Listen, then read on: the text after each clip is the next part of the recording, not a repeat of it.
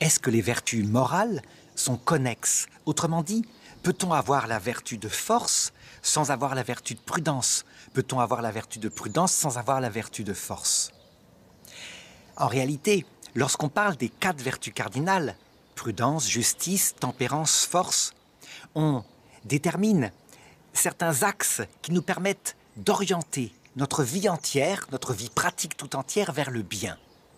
Et c'est vrai que notre vie pratique implique une intelligence qui détermine ce que c'est que le bien, une volonté qui agit en vue de ce bien, des passions qui se mettent au service de l'acquisition de ce bien, que ce soit les passions du concupiscible, plaisir, etc., ou les passions de l'irascible, comme l'espoir, désespoir, colère, etc.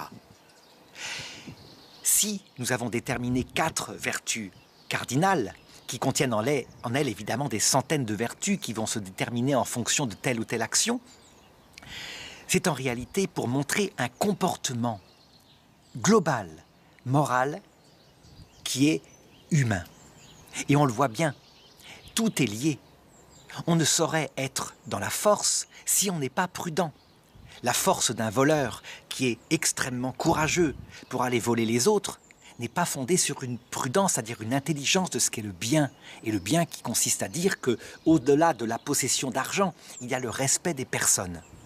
De même, la tempérance d'une personne qui sait modérer ses plaisirs de manière à en avoir encore plus, mais qui fait de l'autre des instruments de sa jouissance, n'est pas une vraie tempérance. C'est en fait une manière de jouir un peu plus longtemps. Et le jour où il ne peut plus jouir, étant donné qu'il n'a pas de prudence, ni de justice, eh bien sa vie n'a plus de sens.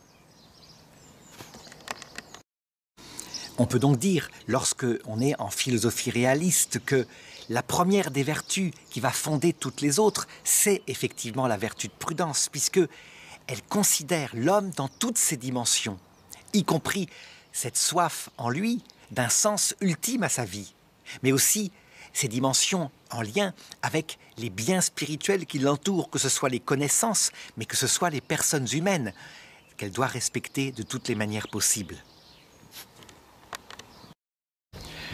Voilà pourquoi il est important que les parents qui eux-mêmes veulent le meilleur pour leurs enfants et à qui cette prudence et la communiquent très tôt aux enfants. Et non seulement la prudence, mais aussi une certaine maîtrise de leur passion. Passer tout à ses enfants, faire de ses enfants des enfants rois, c'est évidemment les livrer à leur propre pulsion et donc les priver plus tard d'une capacité à contrôler leur irascible, leur concupiscible. Et même s'ils ont intellectuellement une certaine prudence, par le fait même qu'ils ont acquis des vices qui leur empêchent de contrôler leur vie sensible, eh bien cette prudence risque de basculer dans n'importe quoi. Tout est connexe, d'où l'importance d'une éducation complète.